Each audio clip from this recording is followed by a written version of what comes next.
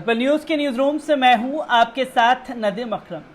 अयोध्या में श्री राम के नाम को बदनाम करने के बाद भारतीय जनता पार्टी ने श्री कृष्ण जी के नाम को बदनाम करने की पूरी तरीके से ठान ली है, क्योंकि आए दिन जय श्री राम के नाम पर जिस तरीके से लिंचिंग की जा रही है उसकी जीती जागती तस्वीरें हर दिन सामने आती हैं।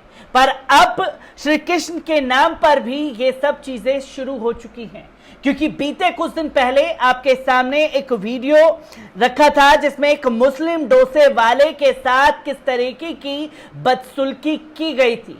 उसकी दुकान को तोड़ा गया और यह भी कहा गया कि श्री कृष्ण की जन्मभूमि पर तुम लोग रहने लायक नहीं हो, और अगर रहने लायक नहीं हो तो तुम्हें उनके नाम से चीजें बेचने का भी अधिकार नहीं है, क्योंकि पैटेंट तो सिर्फ इन्हीं का हर चीज पे चलता है जिसके नाम पर ये अपनी नफरत की सियासत को चमकाएंगे। क्योंकि मुस्लिम डोसे वाले को मारते समय एक स्लोगन जो बड़ी तेजी से दिया गया, कृष्ण भक्तों युद्ध करो, मथुरा को भी शुद्ध करो, ये नारे दिए जा रहे थे। और फिर उस मजलूम उस गरीब की दुकान को तोड़ दिया गया।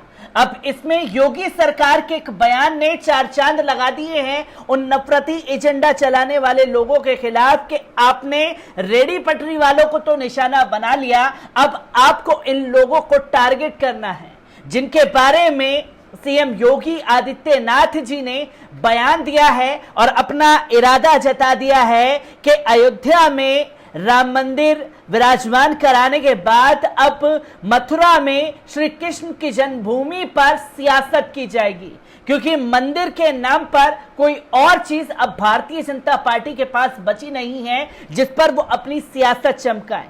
आपको बता दें कि उत्तर प्रदेश के मुख्यमंत्री सीएम योगी आदित्यनाथ ने सोमवार को कहा कि भगवान कृष्ण की नगरी मथुरा के वृंदावन, गोवर्धन, नंदगांव, बरसाना, गोकुल, महावन एवं बलदेव में जल्द ही मांस और शराब की बिक्री बंद कर इन कार्यों में लगे लोगों का अन्य व्यवसायों में पुनर्वास किया जाएगा। भगवान श्री कृष्ण के जन्मोत्सव पर आयोजित कार्यक्रम में सम्मिलित होने वाले श्री कृष्ण जन्म स्थान पर भगवान के दर्शन करने सोमवार को मथुरा पहुंचे मुख्यमंत्री ने इस मौके पर रामलीला मैदान में आयोजित एक जनसभा को भी संबोधित किया। उन्होंने कहा, 4 वर्ष पूर्व 2017 में यहां की जनता की मांग पर मथुरा एवं वृंदावन नगर पालिकाओं को मिलाकर नगर निगम का गठन किया गया था। फिर यहां के 7 पवित्र स्थलों को राजकीय रूप से तीर्थ स्थल घोषित कर दिया गया। अब जनता की कामना है कि इन पवित्र स्थलों पर मद एवं मांस की बिक्री ना की जाए, तो मैं आश्वासन करता हूं कि ऐसा ही होगा। उन्होंने उसके लिए जिला प्रशासन को अपेक्षित कार्रवाई करने के निर्देश भी दिए हैं। सीएम ने कहा कि जो लोग इन कार्यों से जुड़े हैं, अन्य कार्यों का परीक्षण देकर उनका पुनर्वास किया जाना चाहिए। उन लोगों की व्यवस्थित रूप से काउंसिल की जानी चाहिए। मुख्यमंत्री ने कहा कि अच्छा होगा कि जो इस काम में लगे हैं उनके लिए दुग्ध पालन के छोटे छोटे स्टॉल बना दिए जाए। उन्होंने आश्वासन किया कि हमारा उद्देश्य किसी को उजाड़ना नहीं, बस व्यवस्थित पुनर्वास कराना है, और व्यवस्थित पुनर्वास के काम में इन पवित्र स्थलों को इस दिशा में आगे बढ़ने की आवश्यकता है। ब्रिज तीर्थ विकास परिषद यहां के जनप्रतिनिधियों एवं स्थानीय प्रशासन के साथ मिलकर योजनाएं तैयार करे। योगी आदित्यनाथ जी ने कहा, ब्रिज भूमि को पुनः नए क्लेवर के साथ विकास की दिशा में ले जाना चाहिए। विकास के लिए हम कहीं कोई कसर नहीं छोड़ेंगे और आध्यात्मिक तथा सांस्कृतिक विकास भी हो, यही हमारी विरासत है, उसे हमें सहेजना है।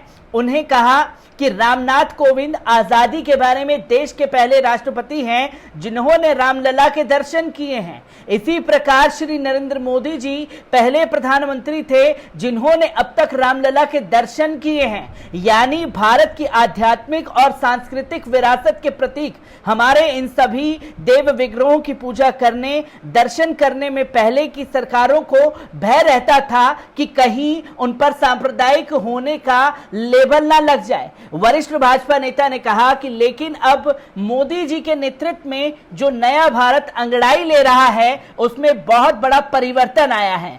इसी के कारण जो लोग पहले मंदिर जाने में भी संकोच करते थे अब कह रहे हैं कि राम तो हमारे भी हैं, कृष्ण भी हमारे हैं। यह है परिवर्तन, अब होड़ लगी है। उन्होंने कहा पहले हिंदू पर्व और त्योहारों पर बधाई देने के लिए ना कोई विधायक आता था, ना मंत्री आता था, ना कोई मुख्यमंत्री आता था। भारतीय जनता पार्टी के जनप्रतिनिधियों को छोड़ दें तो शेष दलों के लोग दूर भागते थे। मुख्यमंत्री ने उस स्थिति का वर्णन करते हुए कहा कि उल्टे पर्व और त्योहार में अलग से बंदिशें लगा दी जाती थी, अब ऐसा कोई संदेश नहीं दिया जाता। ये बातें सीएम योगी आदित्यनाथ जी ने एक माहौल बनाने के लिए और लोगों के जहन में डालने के लिए कही है, क्योंकि बचपन से हम और आप भी तमाम जगहों पर पले बड़े हैं।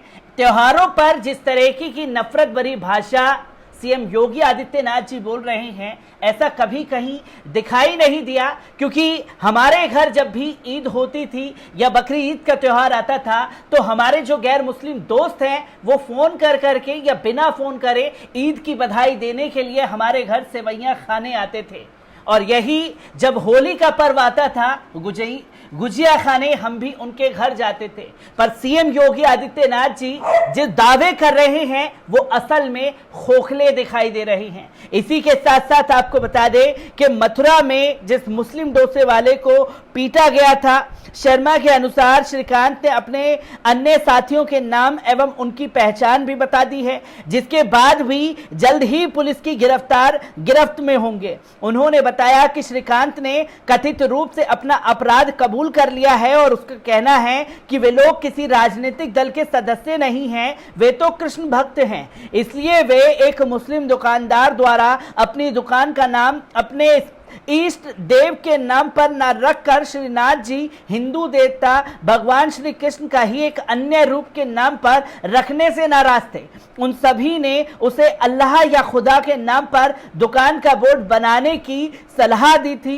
गौरतलब है कि यह घटना 18 अगस्त को कोतवाली क्षेत्र के स्थित विकास बाजार में घटी थी। उस दिन कुछ युवकों ने स्वयं को कृष्ण भक्त बताते हुए सदर थाना क्षेत्र में तकिया मोहल्ला निवासी मुस्लिम युवक इरफान की ढकेल का श्रीनाथ पाव भाजी कॉर्नर नाम का बोर्ड तोड़ दिया था।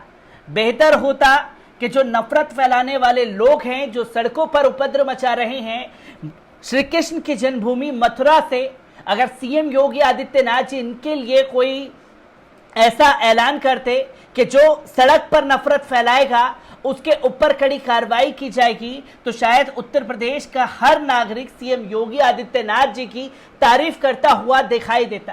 पर श्री कृष्ण के नाम पर जिस तरह की नफरत और सियासत का कार्ड सीएम योगी आदित्यनाथ जी ने खेला है, उसके लिए कई सारे सवाल खड़े हो रहे हैं। और इन्हीं सब सवालों को लेकर के एक बार फिर मैं आप लोगों के साथ हाजिर होता रहूंगा। दीजिए इजाजत, शुक्रिया।